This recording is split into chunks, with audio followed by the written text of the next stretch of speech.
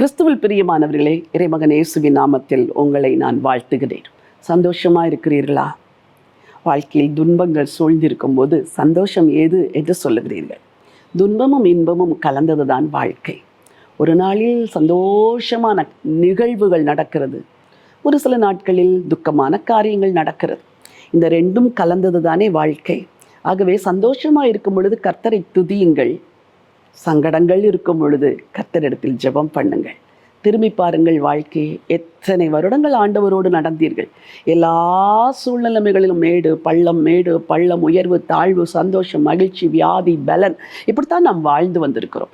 வாழ்க்கையில் பிரச்சனைகளை எதிர்நோக்கி கடைசியாக நாம் பரலோகம் செல்ல வேண்டும்.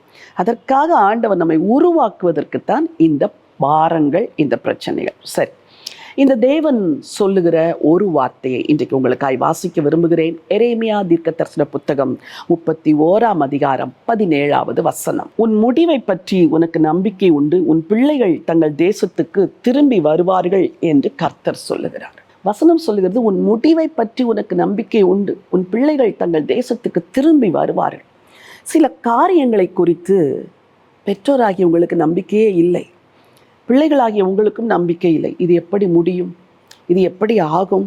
இது எப்படி நடக்கும்? ஆனால் இங்கே ஆண்டவருடைய வார்த்தை சொல்கிறது, உன் முடிவை பற்றி உனக்கு நம்பிக்கை உண்டு, உனக்கு நம்பிக்கை உண்டு. இந்த வார்த்தையை கேட்கிற நீங்கள் எந்த காரியத்தை நம்பிக்கொண்டிருக்கிறீர்களோ ஆண்டவர் சொல்கிறார், அந்த முடிவு நம்பிக்கையின் முடிவாக இருக்கும். நான் உங்கள் பேரில் நினைத்திருக்கிற நினைவுகளை அறிவேன், அவைகள் தீமைக்கல்ல சமாதானத்துக்கு ஏதுவானவைகள் என்று எரேமியா 29:11 ஆண்டவருடைய வார்த்தை சொல்லுகிறதே. நல்ல முடிவுகள், சமாதான முடிவுகள், நம்பிக்கைக்கு ஏதுவான முடிவுகளை தேவன் உங்களுக்கு நிச்சயம் கொடுப்பார். உன் முடிவை பற்றி உனக்கு நம்பிக்கை உண்டு. இது பன்மையில் சொல்லப்படவில்லை, ஒருமையில் சொல்லப்பட்டிருக்கிறது. இதை நீங்கள் யார் வேண்டுமானாலும் உங்களுக்கென்று எடுத்துக்கொள்ளலாம். நான் எனக்கென்று எடுத்துக்கொள்கிறேன், நீங்கள் உங்களுக்கென்று எடுத்துக்கொள்ளுங்கள். ஒரு நம்பிக்கையின் முடிவை தேவன் வைத்திருக்கிறார். நம்பிக்கையின் தேவனை நம்புங்கள்.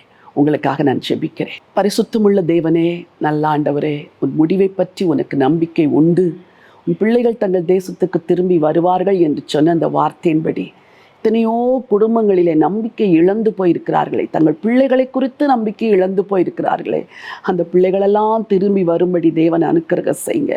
நல்ல முடிவுகளை கொடுங்க, நம்பிக்கையின் முடிவுகளை கொடுங்க. சோர்ந்து போயிருக்கிற பெற்றோருக்காய் ஜெபிக்கிறேன், தாய்மாருக்காய் ஜெபிக்கிறேன், தகப்பன்மாருக்காய் ஜெபிக்கிறேன், ரட்சிக்கப்படாத குடும்பத்தில் வாழ்ந்து கொண்டிருக்கிற நபர்களுக்காய் ஜெபிக்கிறேன். அவருடைய குடும்பத்தார் ஆண்டவரே ரட்சிப்புக்கு தூரமாய் சிக்கி கிடக்கிறதை கர்த்தர் அறிந்திருக்கிறேன்.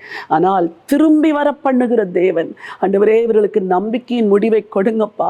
இந்த வாக்குத்தத்தத்தை நிறைவேற்றுங்க இயேசுராஜா. நல்ல முடிவுகளை சீக்கிரத்திலே காண என் ஆண்டவரை அனுக்கிரகம் செய்ய வேண்டும் என்று சொல்லி ஜெபிக்கிறேன் ராஜா இயேசுவின் நாமத்தில் பிதாவே, ஆமென். பிரியமானவர்களே, உங்கள் முடிவை குறித்து உங்களுக்கு நம்பிக்கை உண்டு என்று கர்த்தர் சொல்லுகிறார்.